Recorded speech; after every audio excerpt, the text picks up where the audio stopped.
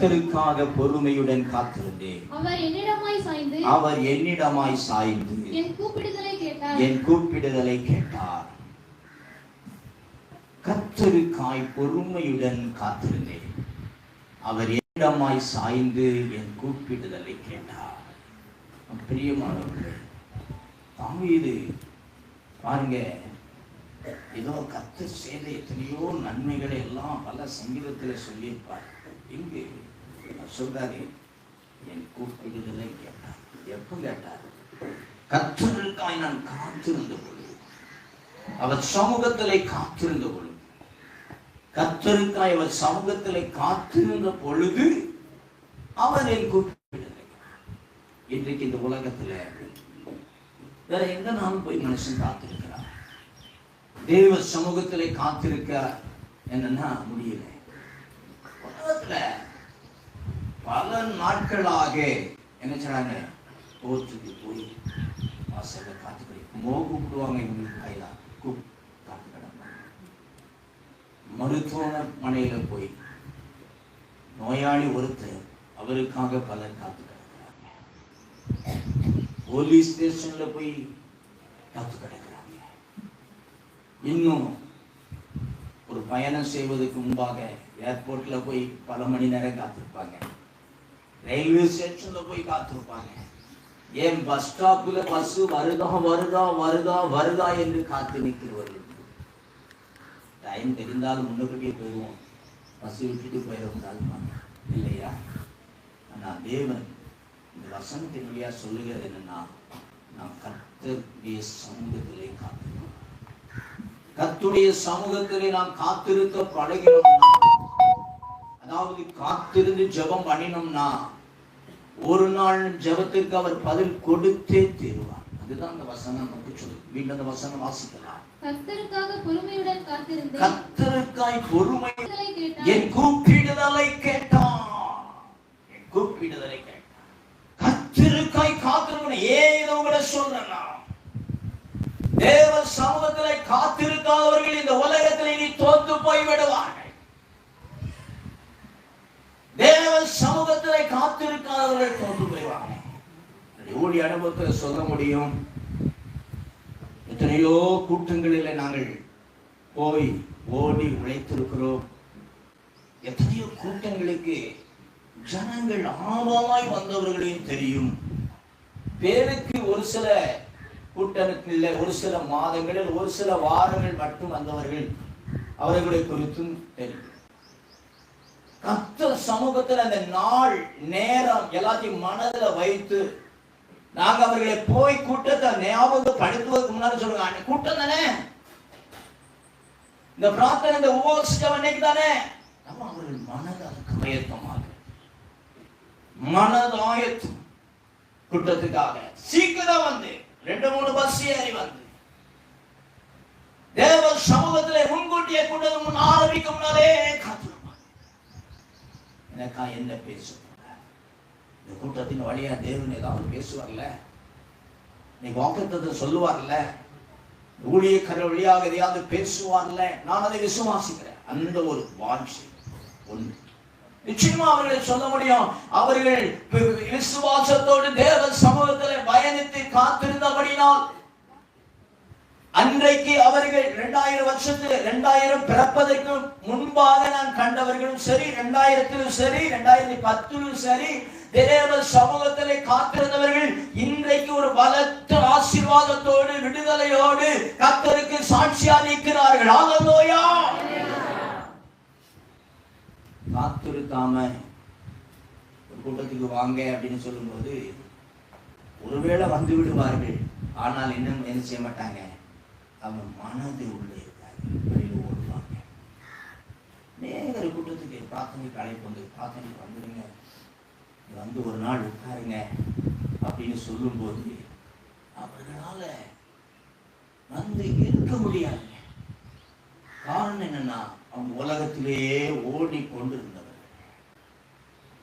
உலகத்திலேயே ஓடி ஓடி ஓடி பல காரியங்கள், அங்க விழாக்கு போனோம், இங்க திருமணத்துக்கு போனோம், அங்க விசேஷத்துக்கு போனோம், பல சுற்றுலாக்கு, இதெல்லாம் போகிறவர்களால தேவ சமூகத்தில் சமூகத்துல ஒரு நாள் காத்திருக்க முடியாம நினைவுங்க. 3 நாள் தேவ சமூகத்துல கூட ஒரு நாள் நீங்க காத்திருந்தாலும் கர்த்தர் உங்கள் ஜெபங்களை கேட்டு உங்களை ஆசீர்வதித்து உங்களை சுகமாக்கி உங்களை பலப்படுத்தி உங்க கண்ணீரை துடைத்து அவர் சமூகத்தை விட்டு அனுப்புவாருங்க. எத்தனை பேர் விசுவாசிக்கீங்க? காத்துங்க. வியாதிஸ்தரை பார்க்கும்போது கொஞ்சம் வாங்க, உட்கார்ந்து சொல்லுவாங்க, தேவ சமூகத்தில் அமர்ந்துருங்க, நிச்சயம் உங்களை குணமாக்குவார், பலப்படுத்துவார், கர்த்தருக்கு சாட்சியா நிற்கணும் அப்படின்னு சொல்லுவாங்க. பலரை அதை சொல்லி இப்படி அழைக்கும் போது ஒரு சிலர் தான் அதை விசுவாசிக்கிறார். மருத்துவமனையில போய் கிடந்து போன மாசங்கள்லாம் ஒருத்தர் ரொம்ப பிரயாசப்பட்டு ஜோம் பண்ணி டாக்டர் காலை எடுக்கணும்னு சொல்லிட்டாங்களா, எப்படியாவது கொண்டு வந்துருங்க, மகட்ட சொல்றேன் கொண்டு வந்துருங்க, சொல்றேன் கொண்டு வாங்க, ஜோம் பண்ணுவோம். ஒரு 3 நாள் வந்து உட்கார்ந்த மாதிரி வாங்க, முன்கூட்டியே வாங்க, ஏதோ ஜெபம் முடிஞ்சிட்டு பிரார்த்தனை முடிஞ்சு உட்காருங்க, தேவன் அற்புதம் செய்வார். வாங்க வரவே இல்லை. வேறு தெளிவாக சொல்றேன். ஏசாயா தீர்க்கதரிசி புத்தகம் 40ஆம் அதிகாரம் 31ஆவது வசனம். கர்த்தருக்கு காத்திருக்கிறவர்களோ புது பலன் அடைந்து கழுகுகளைப் போல செட்டைகளை அடித்து எழும்புவார்கள். அவர்கள் ஓடினாலும் இளைப்படையார், நடந்தாலும் சோர்வடையார். அழகான வசனம். தேவன் சொல்லுங்க, கர்த்தருக்கு காத்திருந்த கர்த்தருடைய சமூகத்திலே காத்திருந்து, கர்த்தருடைய சமூகத்திலே காத்திருந்து நீங்க ஜெபிக்கும் போது புது பலன் அடைவீங்க. என்ன பலன்? ஒரு பலன் அடைவீங்கன்னு சொல்ல, புது பலன், ஏற்கனவே இருந்ததை விட ஒரு புது பலன். நல்லா கையை தட்டுங்க. ஹalleluya. புது பலன், நல்லா கையை தட்டி சொல்லுங்க. ஹalleluya. புது பலன் அடைவீங்க. புது பலன். அது எப்படி புது பலன் அப்படின்னா, உங்க சரீரமெல்லாம் கெட்டு போயிடும். உங்க சரீரமெல்லாம் கெட்டு போயிட்டு, வியாதியினால கெட்டு போயிட்டு, இல்ல பாவத்தினால கெட்டு போயிட்டு. வியாதிகள் அநேகமாய் பெரிய வியாதிகள் வருவது பாவம்.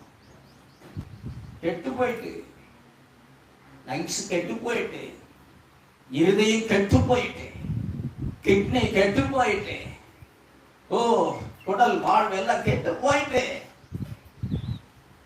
ஆனாலும் தேவ சமூகத்திலே காத்திருக்கும் போது அந்த சரீரம் எப்படி, அந்த கெட்டு போன சரீரம் உயிர்ப்பிக்கப்பட்டு, கெட்டு போன சரீரம் சுகமாக்கப்பட்டு, தேவன் உங்கள் நரம்புகள், நாடுகள், எலும்புகள், தசைகள் எல்லாம் ஒரு புது பலனை தருகிறவராக இருக்கிறார். ஹalleluya.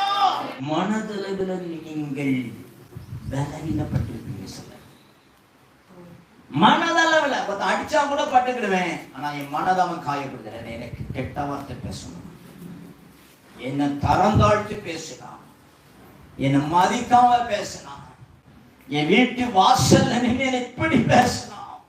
ஐயோ, அன்னையில இருந்து பலவீனப்பட்டு போனேன். தேவ சமூகத்திலே காத்திருந்து எதிரிகளை மன்னிக்கவும், எதிரிகளுக்கு காரியங்களை மறந்து போகவும் செய்யும் போது தேவன் உங்களை பலப்படுத்தி புதிய பயணங்களை செய்ய வைப்பாருங்க. எத்தனை பேர் விசுவாசிக்கீங்க? ஹalleluya. வந்து காத்திருக்கும் போது ஜெபத்தை கேட்கிறார். என்ன ஜெபம்? கடன் மாறணும் அப்படிங்கிற ஒரு ஜெபத்தை ஜெபம் எழுதும். இல்லை, வீட்டில் திருமணம் நடக்கணும், பிள்ளைக்கு நடக்கணும், மகனுக்கு நடக்கணும், மகளுக்கு திருமணம் நடக்கணும். காத்திருந்து ஜெபிக்க ஜெபிக்க சரியான நேரத்துல உங்களுக்கு பதிலை தேவன் கொடுக்கிறவரா இருக்கிறார்.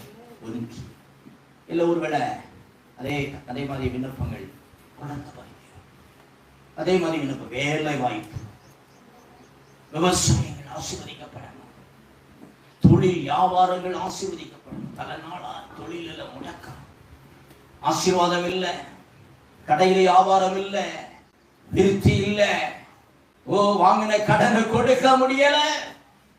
ஆனா நீங்க பல மனுஷனை தேடி அங்க இங்க ஓடி போன நாட்கள் உண்டு. உதவிக்காக தேடி தேவ சமூகத்தில் அமர்ந்து ஒரு 3 நாள் அமர்ந்து இல்ல ஒரு வாரம் அமர்ந்து ஜெபம் பண்ணி பழகி பாருங்க. இந்த காரியத்துக்கு ஒரு முடிவு கட்டுங்க, ஒரு பதில் கொடுங்க. தொழிலுக்கு ஒரு பதில் கொடுங்க. இந்த தொழிலை செய்யணுமா, வேற தொழிலுக்கு போகணுமா, பதில் கொடுங்க. என்று சகோதரிங்க அந்தோனியம்மா வந்திருக்குது. ஒரு 3 வருஷமா தான் அவங்க இந்த பிரார்த்தனையில கொஞ்சம் வந்துகிட்டு இருக்காங்க. 2 வருஷத்துக்கு முன்னால ஒரு நாள் ஜெபம் பண்ணும்போது சொன்னாங்க, அவங்க கடல் தொழில் செய்யறாங்க, சொந்தமா போட் இருக்கு, அவரும் ஒருத்தரும் அவங்க வீட்டுக்காரங்க வந்து பார்ட்னர். ஜெபம் பண்ணும்போது சொன்னது, அந்த போட்டை வித்துட்டு வேற தொழில தொழில் நடக்கல, தொழில் நடக்கல, போட்டை வித்துட்டு வேற தொழில் செய்யுங்க. இப்ப நிறைய பேருக்கு போட்டு வாங்க ஜெபம் பண்ணுறோம், கடல் பணி ஆசீர்வதிக்கணும்னு ஜெபம் பண்ணுறோம்.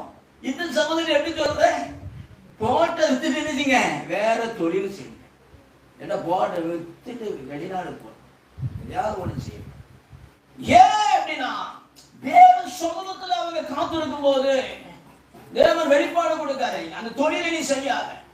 எதனால? நீங்க கர்த்தருக்குள்ள காத்திருக்கீங்க, உங்க பார்ட்னர் காத்திருக்கல. அவன் உலகத்துல வேற மந்திரவாத அது எதிர போயிருக்கலாம்.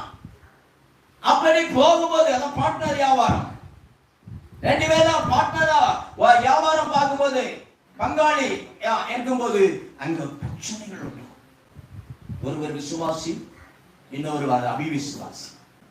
விசுவாசி இங்க ஜெபம் பண்ணுவார், ஆண்டவரே ஆசீர்வதிங்க ஆசீர்வதிங்க, என் தொழில் ஆசீர்வதிங்க. அந்த அபிவிசுவாசி போவான், ஜாதக கேட்க போவான், குறி கேட்க போவான், மனுஷன் கமல்ல போய் விடுவான். இதெல்லாம் செய்யும் போது அத நீ அவனோட பயணிக்க வேண்டாம்.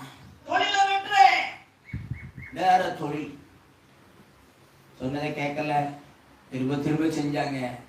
வீடே ஜப்தியா, வீடே போயிட்டு கடன் வாங்கி என்ன செஞ்சாச்சு, வீட கடன் கொடுத்தவங்க அப்படிட்டாங்க. இந்த நிலம் வந்து விடுங்க. தேவனாகிய கர்த்தருடைய சமூகத்துல நீங்க காத்திருந்து கர்த்தர் சொல்லுகிற செய்தியை கேட்டீங்கன்னா உங்களை ஆசீர்வதித்து சரியான நேரத்துல, அதாவது உங்களுக்கு உங்க விண்ணப்பங்கள் பதில் கொடுத்து உங்களை எங்க கொண்டு நிறுத்தணுமோ அங்க நிறுத்துவார். அல்லேலூயா, அல்லேலூயா. இந்த காலகட்டத்துல நிறைய பேருக்கு படிப்பு சம்பந்தமான எதிர்பார்ப்பு, படிப்பு சம்பந்தமான எதிர்பார்ப்பு. +2 முடிச்சவங்க இப்போ அடுத்து என்ன படிக்க வேண்டும், இன்னைக்கு அந்த சப்ஜெக்டுக்கு தகுந்த மாதிரி அடுத்த ஒரு மேல் படிப்பை அவர்கள் எதிர்நோக்கி இருப்பார்கள்.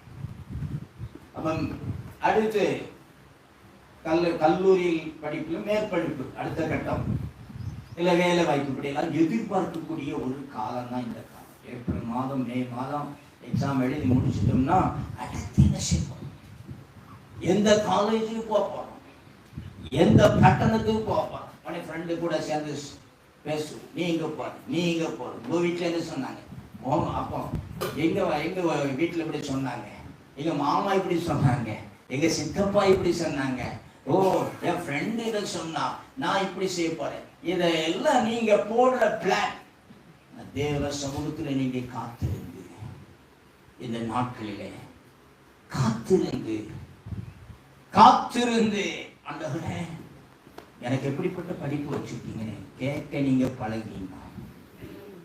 நீங்க அப்படிப்பட்ட காரியங்கள் மேல் படிப்புக்காக கர்த்தர் என்ன எந்த யூனிவர்சிட்டியில கொண்டு நிறுத்தணும், எந்த கல்லூரியில கொண்டு என்ன நிறுத்த போறீங்களோ அங்க நிறுத்துங்க. நான் எங்க போனாலும் உங்களுக்கு சாட்சி சொல்லணும். அல்லேலூயா, அல்லேலூயா. ஏன்னா நீங்க கர்த்தருக்குள்ள காத்திருக்கிறவர்கள் ஒவ்வொரு காரியங்களை திட்டமிடும் போது கர்த்தர் செய்த மகத்துவத்தை உங்களால மற்றவர்களுக்கு சொல்லாம இருக்க முடியாதுங்க. கையை தட்டுங்க. அல்லேலூயா. எந்த காலேஜை கொண்டு வந்தது கர்த்தர் தான், அங்கவே சொல்லணும். பிளான கர்த்தர்ட்ட கொடுத்துருங்க. நீங்க பிளான் போடாதங்க. சரியான பாதையில ஓட வைப்பார். அந்த சங்கீதம் 49:10 படிங்க. 9:10.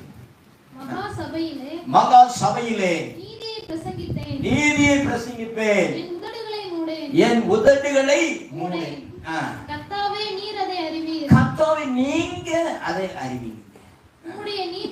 உம்முடைய நீதியை நான் என் இருதயத்திற்குள் மறைத்து வைக்கவில்லை. நான் என்னுடைய இருதயத்துக்குள்ள மறைத்து வைக்கல. உமது சத்தியத்தையும் உமது ரட்சிப்பையும் சொல்லி இருக்கிறேன்.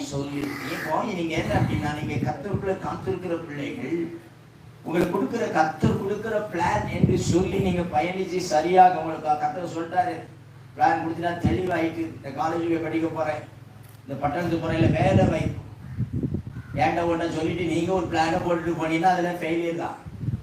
ஏன்டல கர்த்தருடைய ஊழியக்காரங்க ஜெபிக்க சொல்லிட்டு பிறகு நீங்க புத்தியில ஓடுவீங்கன்னா அது ஒன்றும் செய்ய முடியாது. நீங்க காத்திருக்கணும்.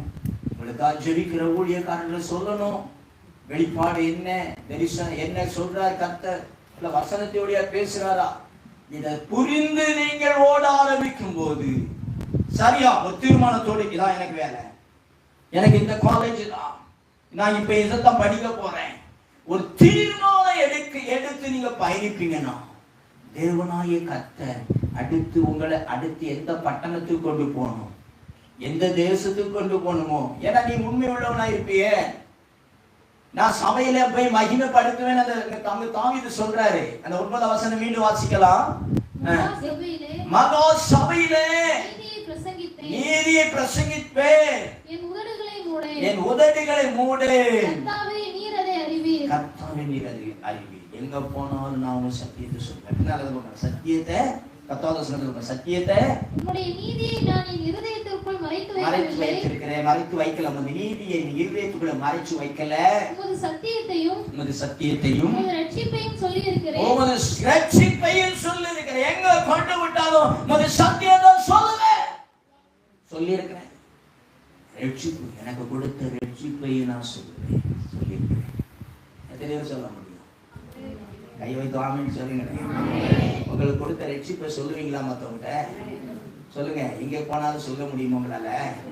எனக்கு இப்படி ஒரு விடுதலையை கர்த்தர் கொடுத்தார் அப்படின்னு உங்களால சொல்ல முடியுமா? எனக்கு ஒரு ரட்சிப்பை கொடுத்தான்னு எங்க போனாலும் சொல்ல முடியுமா? எந்த அதிகாரிக்கு முன்னால போய் நின்னாலும் சொல்ல முடியுமா? எந்த கல்லூரி முதல்வருக்கு முன்னால போய் நின்று சொல்ல முடியுமா? ஒரு கல்லூரியில கொண்டு போய் உங்களை ஒரு விசேஷ விழால ஒரு 2 வார்த்தை பேசுப்பா ஏதாவது அப்படின்னு சொன்னா அந்த இடத்துல நீ உன்னை கர்த்தர் மகிமைப்படுத்துறத ரட்சிப்பு படுத்துறத சொல்ல முடியுமா? இதைத்தாங்க தாவீது சொன்னார், எந்த சபையிலோ நான் எங்க நீங்க கர்த்தருக்குள்ள காத்திருந்தா அங்கதான் ஆரம்பிச்சார் 40ல பொறுமையோடு காத்திருந்தேன். கர்த்தருக்காக பொறுமையுடன் காத்திருந்தேன். அவர் என்னிடமாய் இன்னொரு மொழி வரப்ப என் பக்கமாய் சாய்ந்து. சொல்லுப்பா, எப்படி சொல்லுப்பா, நீ சொல்லு அப்படின்னு கேட்டுப்பார். சாய்ந்தேன். ஹல்லேலூயா. நல்ல கையை வைத்து சொல்லுங்க ஹல்லேலூயா. கூப்பிடுதலுக்கு அவர் பதில் கொடுக்கிறார். இந்த உலகத்துல எத்தனையோ சாட்சிகள் உண்டு. தேவன் எனக்கு பதில் கொடுத்தார், எனக்கு ரட்சிப்பு கொடுத்தது அவர்தான், எனக்கு விடுதலை கொடுத்தது அவர்தான். அவர் பக்கம் நான் அவர் சமூகத்துல நான் காத்திருந்தேன், எனக்கு என் ஜபத்தை கேட்டு பதில் கொடுத்துட்டாரு அப்படின்னு நம்ம எத்தனை பேரும் சொல்ல முடியும்? சொல்லி இருக்கிறார்கள், சொல்லுகிறார். அநேக ஊழியக்காரங்க கர்த்தர் கொடுத்த ரட்சிப்பையும் விடுதலையும் ஆசீர்வாதம் உலகம் முழுவதும் சொல்லிட்டு இருக்காங்க. சொல்லணும். அதுதான் இந்த தாவீது சொல்றார். பாருங்க, வேதத்துல நம்ம பல உதாரணங்களை எடுத்து சாட்சிகளை எடுத்து நம்ம பார்ப்போம்னா தானியேல் 10ஆம் அதிகாரம் 12வது வசனம். அப்பொழுது அவன் என்னை நோக்கி தானியேலே பயப்படாதே, நீ அறிவை அடைகிறதற்கும் உன்னுடைய தேவனுக்கு முன்பாக சிறுமைப்படுத்துகிறதற்கும் உன் மனதை செலுத்தின முதல் நாள் துவங்கி உன் வார்த்தைகள் கேட்கப்பட்டது. தேவன் அவர் யார் அனுப்பியிருக்க? தூதன் அனுப்பியிருக்க. தூதன் தான் அவர்கிட்ட பேசுறார். தானியேல் இன்னொரு வசனம் வாசிக்கலாம், நல்லா கவனிங்க. அப்பொழுது அவன் என்னை நோக்கி தானியேலே பயப்படாதே, நீ அறிவை அடைகிறதற்கும் பாருங்க, நீ அறிவை அடைகிறதற்கும் உன்னுடைய தேவனுக்கு முன்பாக சிறுமைப்படுத்துகிறதற்கும் உன் மனதை செலுத்தின முதல் நாள் தொடங்கல. தேவனுக்கு முன்னால தாழ்த்தி, அங்க முன்னால 9ஆம் வசனத்துல அதிகாரத்தை பாத்தீங்கன்னா, சாக்குட உடுத்தி அழுது புலம்பி யாருக்கா ஜெபம் பண்ணார்னா, தன் ஜனங்களுக்காக, தன் இனத்திற்காக,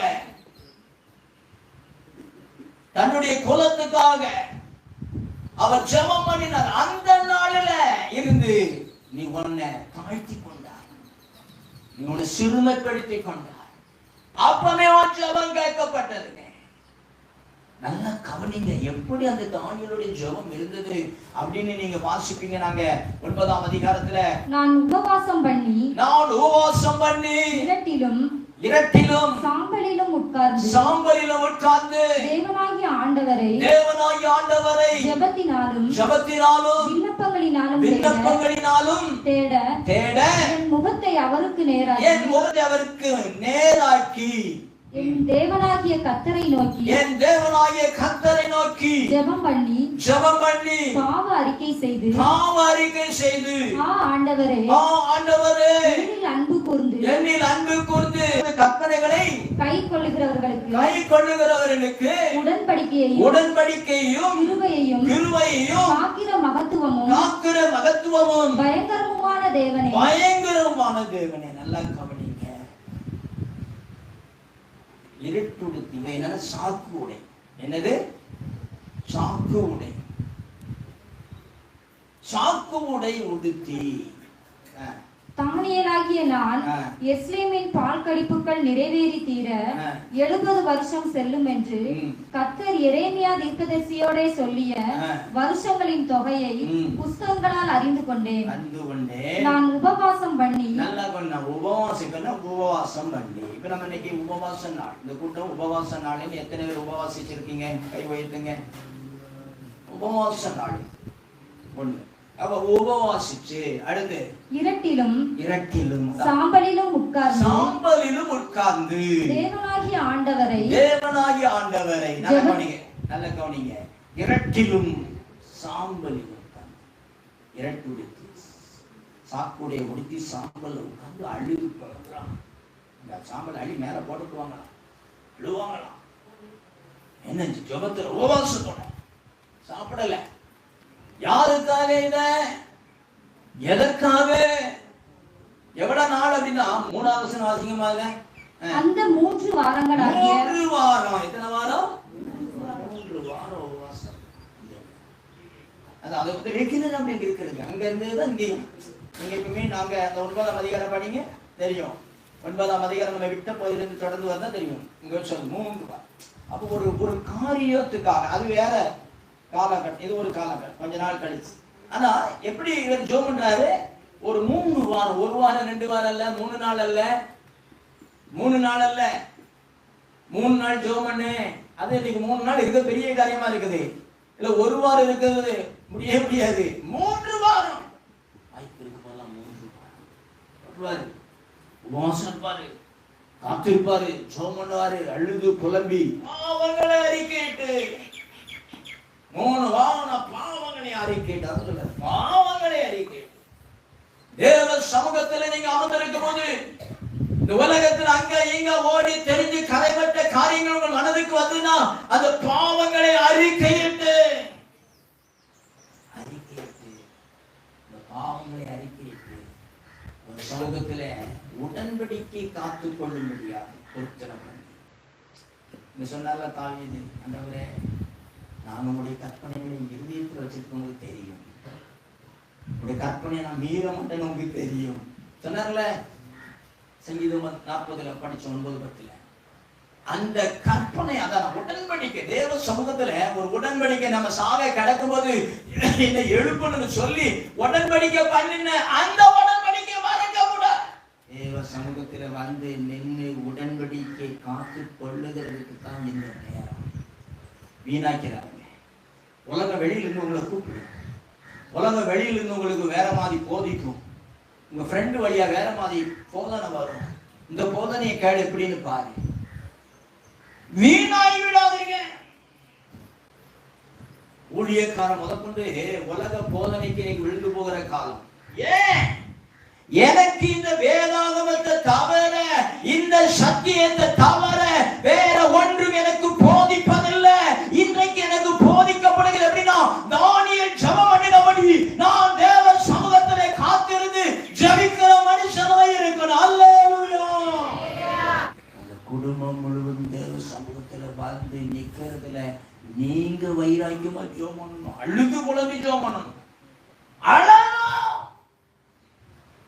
வைராக்கியமா ஜெபம் பண்ணணும். குடும்பம் மனமாறணும், அப்பா மனமாறணும், அம்மா மனமாறணும், என் சகோதரன் மனமாறணும், என் சகோதரி மனமாறணும், அவன் குடியானா இருக்கான மனமாறணும், என் வீட்டுல நடக்கிற அந்த வாரம் எல்லாம் மாறணும். இருள் மாறணும். வீட்டுல நீங்க இங்க வந்துட்டீங்க, வீட்டுல உள்ளவங்க குறி கேட்க போறாங்கல்ல, மனம் மாறணும். உங்க வீட்டுல உள்ளவங்க அந்நிய வழிபாடு போறாங்கன்னா மனம் மாறணும். நீ அழுது போலவே ஜெபம் பண்ணணும். காத்திருக்கணும். ஒரு நாள் போதாது, 2 நாள் போதாது, 3 நாள், 7 நாள் காத்திருக்கணும். யோவேல் தீர்க்கதரிசி புத்தகம் 2ஆம் அதிகாரம் 15ஆம் வசனம் வாசிக்கலாம். சீயோனிலே எக்காலம் ஓதுங்க. பரிசுத்த உபவாச நாளை நியமிங்க. பரிசுத்த உபவாச நாளை நியமிங்க. விசேஷித்த ஆசரிப்பை கூறுங்கள். விசேஷித்த ஆசரிப்பை கூறுங்க. ஜனத்தை கூட்டுங்கள். ஜனத்தை கூட்டுங்க. சபையை பரிசுத்தப்படுத்துங்க. சபையை பரிசுத்தப்படுத்துங்க. முதியோரை சேருங்கள். முதியோரை சேருங்க. பிள்ளைகளையும் பாலுங்கிற குழந்தைகளையும் கூட்டுங்க. மணவாளன் தன் அறையையும் மணவாட்டி தன் மறைவையும் விட்டு புறப்படுவார்களாக. பரிசுத்த உபவாச நாளை ஆசரிக்கும்படியே காலமோது. அங்க யாரெல்லாம் கூட்டணும் சொல்ல பாருங்க, நல்லா கவனிங்க. மீண்டும் ஜனத்தை கூட்டுங்கள். ஜனத்தை கூட்டுங்க. சபையை பரிசுத்தப்படுத்துங்க. சபையை பரிசுத்தமாக்க. நான் நல்ல கூட்டத்தை கூட்டுது பெருசு இல்ல, எழுப்புதல் பெரிய கூட்டம் அல்ல. வருகிற ஆள் பரிசுத்தமாகணும், பரிசுத்தப்படுத்திக் கொள்ள வேண்டும். காத்திருக்கும் போது இது ஒரு முக்கியமான காரியம். சபையை பரிசுத்தமாக்குகிற காரியம் தான் காத்திருக்கிற அனுபவத்துல முக்கியமானது. தானியேல் பாவங்களை அறிக்கை விட்டு பரிசுத்தமாக்கி கொண்டான். தன் சபை தன் குலம் பரிசுத்தமாக ஜெபம் பண்ணினான். பரிசுத்தமாக்க மடுக்குங்க சபையை. அடுத்து முதியோரை சேருங்கள். பிள்ளைகளையும் பாலுங்கிற குழந்தைகளையும் கூட்டுங்கள். பிள்ளைகளை கொண்டு வந்திருக்கீங்களா? எத்தனை பேர் பிள்ளைகள் கொண்டாந்துருக்கீங்க? கூட்டத்துக்கு கை வைத்தீங்க. பால் ஊட்டுந்த பிள்ளைய கொண்டாந்துருக்கீங்களா? சொல்றாரு, ஏன் பால் ஊட்டுந்த பிள்ளைய கொண்டு வர? இது பிரசங்கம் அல்ல, அந்த பிள்ளைக்குள்ளும் போகும். இந்த பரிசுத்தமாக்குதல் அந்த பிள்ளைக்குள்ளும் போகும். வாலிபர்கள் உள்ள வரணும். அந்த வசனம் தொடர்ந்து வாசிக்கலாம். மணவாளன் தன் அறையையும் மணவாட்டி தன் மறைவையும் விட்டு புறப்படுவார்களாக. ஐயா, திருமண விசேஷம் அப்படின்னு இல்ல, அதெல்லாம் விட்டு வெளியே வந்து உபவாச நாள. ஏன் அப்படின்னா, இனி வரும் நாட்கள் பொல்லாத நாட்கள். இந்த நாட்களில நாம காத்திருக்கிற பிள்ளைகள் புதுபலம் அடைவார்கள். மாபெரும் விடுதலை உபவாச கூட்டம் மாதந்தோறும் முதல் ஞாயிற்றுக்கிழமை காலை 10 மணி முதல் பிற்பகல் 3 மணி வரை நடைபெறுகிறது. தேவ செய்தியாளர் திதீம் பீட்டர் பால் அவர்கள். சீயோன் ஜெபக்கூடாரம். தொடர்புக்கு 9944665553 மற்றும் 908005899923.